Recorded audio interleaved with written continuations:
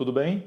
Eu sou o Filomeno e esse aqui é o Terra das Finanças, um espaço que foi criado para ajudar pessoas comuns a atingir os seus primeiros R$ 100.000 investidos com tranquilidade.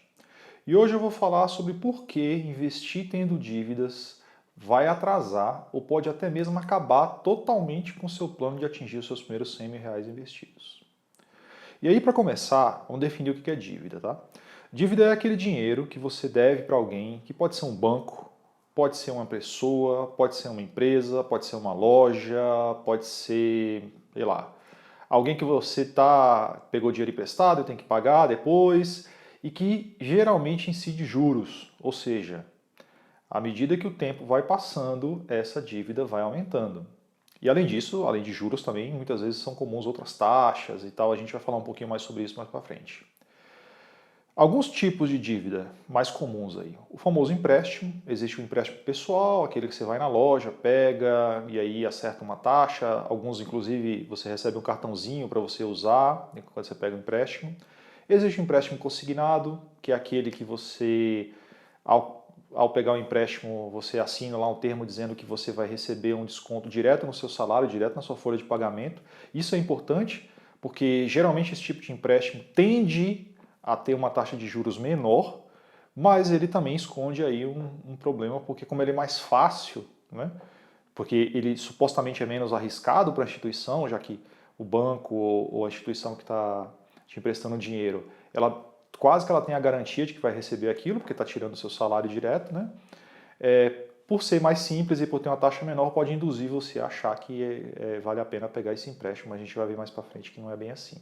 Existe também o financiamento, os clássicos financiamentos, tem financiamento imobiliário, tem financiamento de automóveis, são os mais comuns. Existe ainda o cartão de crédito e o cheque especial, que são considerados dívidas. Cartão de crédito, por exemplo, se você pagar a fatura dele, o mínimo, se não me engano, 15%, e se você rolar esse número, essa sua dívida para frente, você vai pagar juros em cima dela, e é um juros bem alto. Cheque especial, mesma coisa, você usa o limite da sua conta como se você tivesse aquele dinheiro, mas ele não é seu, e quando você vai pagar, você vai descobrir que você vai ter que pagar muito mais do que você estava devendo. Agora, o que não é dívida aqui?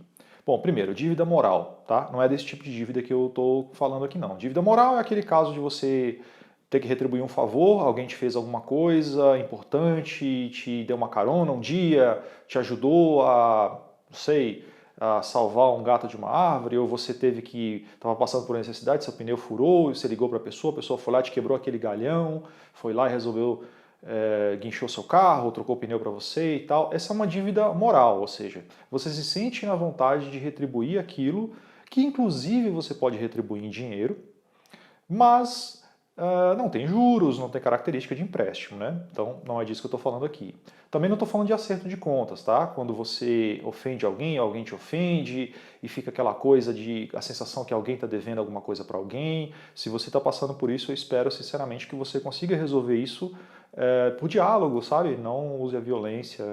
A melhor forma que a gente tem de resolver essas coisas é na conversa e muitas vezes tudo não passa de um mal entendido.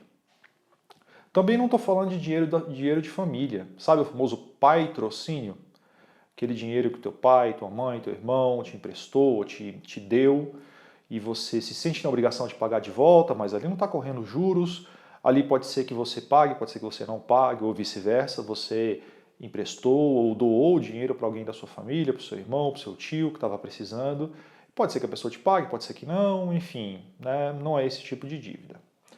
Agora, por que a dívida precisa ser considerada na hora de fazer um investimento? Não vale a pena você ter dívidas e investir ao mesmo tempo. O que você precisa fazer é quitar todas as suas dívidas de uma vez, para aí sim começar a pensar em investimento. Mas por quê? Começa pelo conceito de juros compostos. Juro composto, ele vai atuar tanto no seu investimento quanto na sua dívida. É o famoso conceito do juros sobre juros. Funciona mais ou menos assim. Eu vou dar o exemplo para a dívida, mas funciona igual para o investimento. Imagina que você pegou um dinheiro emprestado, fez um empréstimo de R$ 1.000. E aí, e aqui é só uma questão de exemplo, claro, né? Essa taxa pode ser que você consiga uma taxa menor, mas enfim, para exemplo, para ficar mais fácil, você pegou lá R$ 1.000 e com uma taxa de juros sobre essa dívida de 10% ao mês, tá? Essa taxa existe. Aliás, existem taxas muito maiores, eu já vou falar para frente, mas só para exemplo aqui para ficar mais fácil. Então, você pegou R$1.000. Primeiro mês, você não pagou absolutamente nada da sua dívida. Quanto sua dívida vale agora ao final do primeiro mês? R$1.000 mais 10%, ou seja, R$1.100. Ao final do segundo mês, você também não pagou nada, os 10% não vão incidir mais sobre os R$1.000, mas sobre os R$1.100, percebe? Então você está acumulando juros sobre juros. Agora a sua dívida já é de R$1.210. No terceiro mês, a sua dívida vai para R$1.331. E assim vai. E vai crescendo, e vai crescendo, e vai crescendo. Quanto mais o tempo passa, maior a sua dívida, porque você começa a pagar juros sobre juros, sobre juros, sobre juros. A dívida vai aumentando com o tempo e aumentando bem rápido, porque a taxa de juros é bem alta. Ela é sempre a taxa de juros para empréstimo, para dívida, é mais alta do que para investimento. É assim que funciona. Essa é a lei do mercado. Não se engane, não se engane. Não vá pela ideia de que você consegue, por exemplo, pegar um empréstimo pagando uma taxa de 10% ao mês e se você investir isso, você vai conseguir ganhar mais. Pode acontecer? Pode acontecer, mas é muito raro. E a chance de você estar arriscando esse dinheiro, de você perder tudo e ainda ficar com a dívida para pagar, é bem alta, tá? Pois bem, a dívida então ela vai aumentando com o tempo e ela vai levando o seu dinheiro embora. E é assim que as instituições financeiras ganham dinheiro, e ganham muito dinheiro. Por quê? Porque você acaba pagando muito mais caro por aquilo. Então, os juros, ele nasce com a ideia de ser uma compensação por um empréstimo. Então, se alguém te empresta o dinheiro e fica sem aquele dinheiro por algum tempo, faz sentido que aquela pessoa exija uma compensação. Mas os empréstimos, normalmente feitos por instituições bancárias, instituições privadas, enfim, são juros bem altos. E para você ter uma ideia, existe uma onda, né, enorme aí, que já vem há alguns anos, de criação de bancos. Então, se você for ver, por exemplo, existem bancos com marcas, com nomes de marcas de automóvel. Por quê? Porque as empresas, as fábricas de automóvel perceberam que é um grande negócio vender carros a prazo, financiando, porque ganha muito mais em relação àquilo. Então, só para você ter uma ideia, imagina que o seu patrimônio, imagina que a sua riqueza é um balde, né? Então, você tem aqui um balde. Começa com esse balde vazio. Aí você vai ganhando dinheiro e o dinheiro que vai caindo dentro do balde é como se fosse água, né? Então você tem um cano de água ali que começa a gotejar água, depois essa água vai começando a ficar um pouco mais forte e essa água é o resultado do que você poupa mensalmente junto com aquilo que o seu dinheiro está rendendo quando está investido. Percebe? Então o seu balde vai enchendo. Vamos imaginar aqui que quando o balde chegar na boca, você vai estar livre para se aposentar, livre para curtir sua vida, ou seja, você atingiu sua independência financeira, seja ela qual for a sua meta, aí você atingiu. Pois bem, o que é a dívida nesse caso? A dívida é um buraco nesse balde. É um buraco que vai aumentando de tamanho com o passar do tempo. Não é só que a água vai sair por esse buraco aumenta de tamanho. Ele vai crescendo, crescendo, crescendo, crescendo, crescendo. Percebe que aquela água que está entrando por cima, que você está tentando encher o balde, ela está saindo toda pelo buraco? E que se você aumentar a quantidade de água, você por algum tempo até consegue, né, subir um pouquinho do nível, mas o buraco continua aumentando e daqui a pouco ele vai dar conta de esvaziar praticamente o balde todo? Então é por isso que não faz sentido você ficar investindo tendo dívidas. É como você tentar encher um balde cheio de buraco. E o pior, é o que eu falei, o buraco ele não para de crescer. Então você tem que dar conta disso primeiro. Eu vou te dar alguns exemplos aqui. Cartão de crédito. Eu acho que é um exemplo mais clássico. Se você nunca olhou isso na fatura do seu cartão, procura olhar. Vai lá numa parte que fala assim, juros rotativo, ou juros sobre crédito rotativo.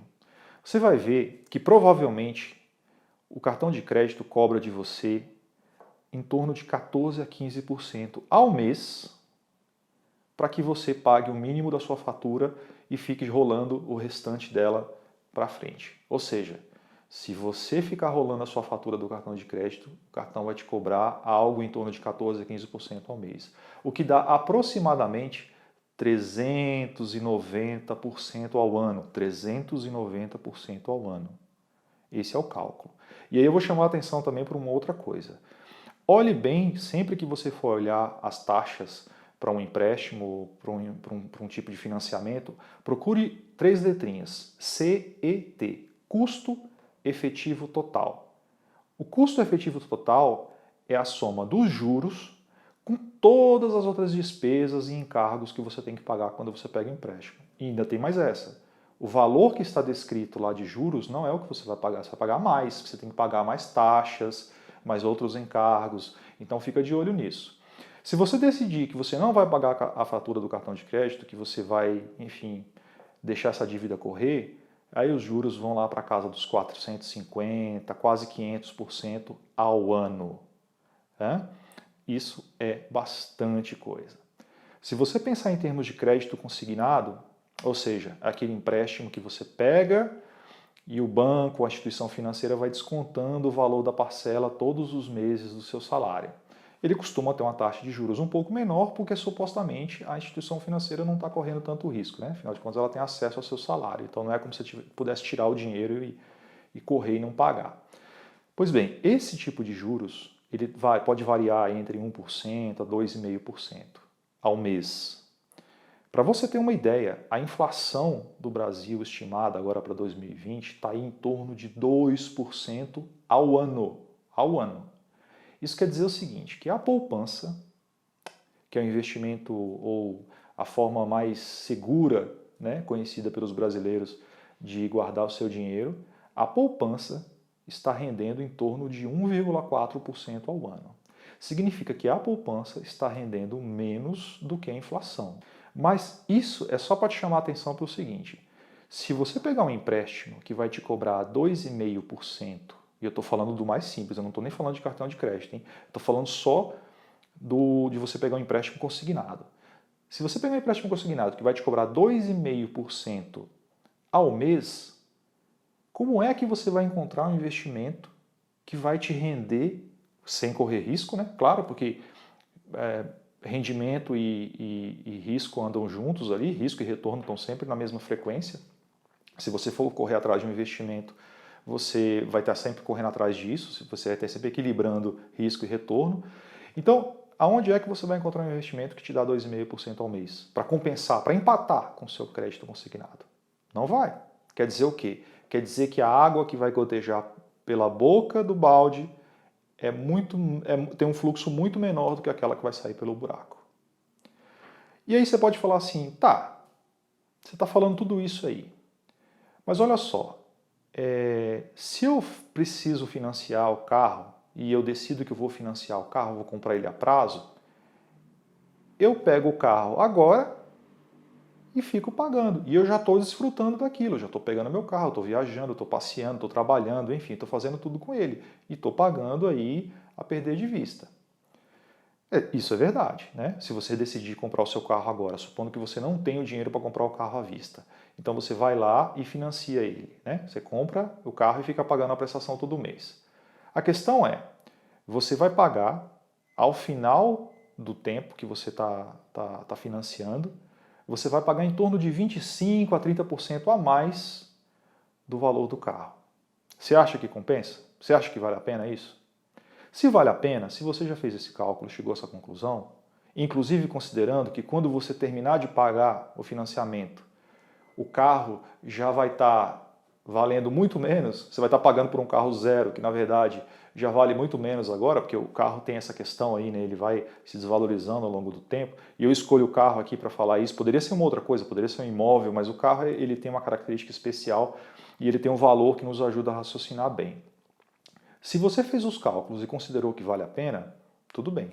Mas se você não fez os cálculos, se você está indo só no embalo, na ideia de que, poxa, já vou pegar um carro zero agora, já vou financiar e tal, e vou curtir, pensa bem, você vai pagar muito mais do que esse carro vale. Muito mais mesmo. Você pode estar pensando assim também, poxa, mas olha só, eu sempre fiz assim na minha vida, eu sempre comprei as coisas a prazo, sempre financiei, tudo que eu consegui na vida foi assim. E aí eu te pergunto, tá dando certo? Tá funcionando para você? Isso. Você falou que você pode pensar assim, poxa, mas eu sempre fiz assim, eu venho tocando a minha vida assim, há 20 anos que eu faço desse jeito, há 10 anos que eu sempre compro tudo a prazo, que eu pago a mensalidade e tal. Está funcionando para você, está tudo bem. Mas aí eu te pergunto, você já conseguiu atingir os seus 100 mil reais investidos? Se está dando certo para você e se você conseguiu atingir os seus 100 mil reais, então eu te digo que você poderia conseguir muito mais se você fizesse um planejamento um pouco melhor e não pagasse juros, não pegasse empréstimo, não fizesse financiamentos. Você pode ter certeza disso. Então, uma forma errada de você lidar com a questão dos investimentos, por exemplo, é você usar um empréstimo, buscar um dinheiro que você não tem, pagando taxa de juros para poder investir. Porque nunca essa conta vai fechar. E vai por mim, eu já fiz esse cálculo várias vezes, especialmente alguns anos atrás, que na minha cabeça eu comecei a ter essa ideia de que eu achava que eu dava conta com aquele boom do Bitcoin, o Bitcoin gerava ganhos absurdos e eu achava que eu dava conta de investir aqui no Bitcoin e ganhar mais. Então, se eu fosse lá, contratasse um empréstimo, eu ia pagar 2,5% ao mês, mas o Bitcoin estava dando 10, 20, 30% ao mês. Só que acontece que você não consegue prever isso. O Bitcoin, por exemplo, né, esse aqui é só um exemplo, o Bitcoin poderia dar 30% ao mês, como poderia cair 50% ao mês. E aí eu ainda teria uma dívida para pagar que estava crescendo mês a mês. Então, uma forma certa de você lidar com essa perspectiva de investimento, de você cuidar das suas finanças de uma maneira saudável, sem precisar contrair empréstimos nem fazer financiamentos, é se fazer duas perguntas que ajudam demais. Primeiro, eu preciso disso? Voltando à história do carro. Eu preciso do carro? Mesmo, de verdade? Ou eu posso esperar? E aí a segunda pergunta é justamente, eu preciso disso agora? Exatamente nesse momento? Se eu preciso, e se eu preciso agora, eu não tenho outro jeito. Vamos imaginar que eu precise realmente do carro e isso seja uma necessidade, eu tenho que comprar, eu não tenho dinheiro, paciência, eu vou ter que entrar no financiamento, ou talvez pegar um empréstimo, pagar juros, é a vida. Mas muitas vezes não é isso que acontece. Muitas vezes não é assim. Muitas vezes a gente não para pensar. A gente vai lá, simplesmente, no impulso, manda bala, a gente faz um cálculo assim, uma prestação de 500 reais, bom, 500 reais eu dou conta de pagar todo mês. Mas são 60 prestações de 500 reais, são 5 anos pagando. Não, mas 500 reais está ótimo, dou conta, não tem problema. A gente não costuma pensar assim.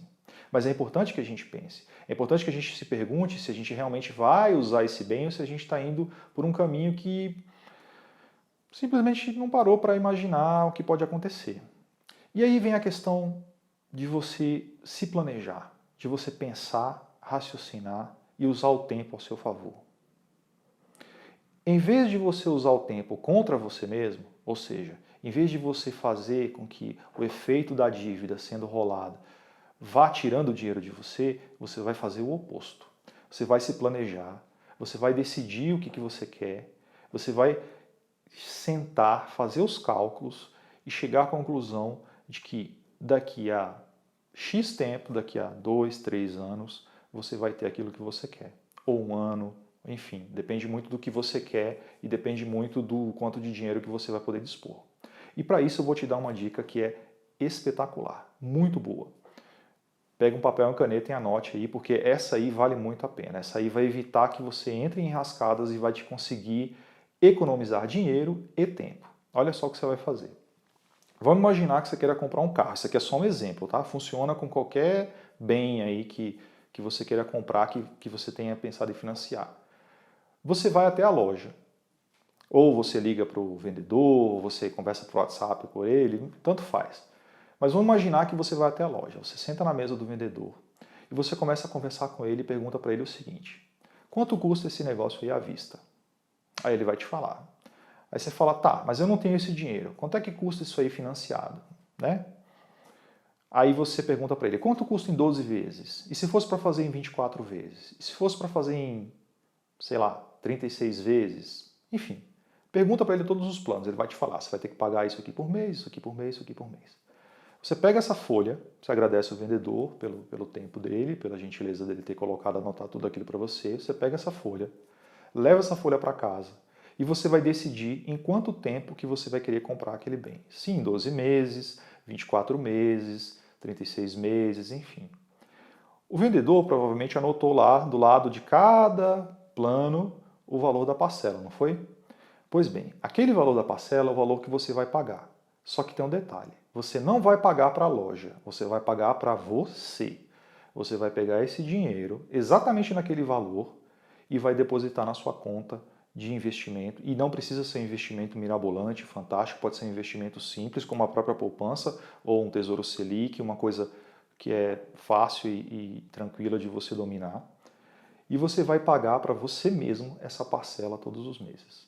Aí eu vou te falar o que vai acontecer. Primeira coisa que vai acontecer: você vai conseguir comprar aquele bem muito antes daquele prazo que ele te deu. Sabe por quê? Porque se você fizesse o financiamento que ele sugeriu, você iria pagar pelo menos aí, eu estou fazendo um cálculo baseado no que geralmente acontece com o carro, mas é mais ou menos essa média. Você ia pagar entre 25% e 30% a mais do que o valor à vista. Mais ou menos nessa casa aí. Pode ser bem mais que isso, tá? Mas é só para referência. Pois bem, então você já ia pagar, em vez de pagar, por exemplo, R$ 1.000, você ia pagar 1.250, R$ 1.300 naquele bem. Acontece que ele custa R$ 1.000. E como você está poupando todo mês aquele valor de parcela, esse dinheiro que você vai juntando vai atingir os R$ 1.000, que é o valor que você precisa para comprar à vista, muito antes dos 12 meses. Entende? Então você vai, economizar, porque você não vai pagar mais os R$ 1.200, R$ 1.300, e dois, você vai ter o seu bem muito antes daquele prazo que você havia imaginado, sem dívida. Então aí reside o segredo da coisa. Se você se planeja, e nesse caso eu estou usando o exemplo de 12 meses porque é um ano, porque facilita aqui para os nossos cálculos, mas pensa bem, você poderia comprar aquele bem hoje e ficar pagando ele por 12 meses e no final você ia pagar 25%, 30% a mais. Ou você pode começar a economizar hoje usando esse método, depositando o dinheiro da prestação na sua própria conta, e você daqui talvez a 10, talvez 9 meses de alguma coisa, você já vai ter o dinheiro para comprar aquele bem à vista, pagando muito menos. Então você está usando exatamente a mesma tática que o vendedor usou, na verdade não o vendedor, mas a loja para a qual ele trabalha, a seu favor, com planejamento e com tempo. E é esse o segredo. Então assim, se livrar das dívidas é algo que você precisa fazer. Se você tem dívidas, não pense em investimento por enquanto. Quite todas as suas dívidas, zere tudo, deixa tudo no zero e aí sim começa a pensar em investir. Se não é o seu caso, se você não tem nenhuma dívida, mas você tem o costume de comprar as coisas a prazo e pagar juros, ou pegar empréstimo, ou fazer financiamento, não faça isso. Usa essa técnica que eu falei para você. Tenho certeza absoluta que você vai ficar muito satisfeito com esses dois resultados positivos que eu falei. Tá ok?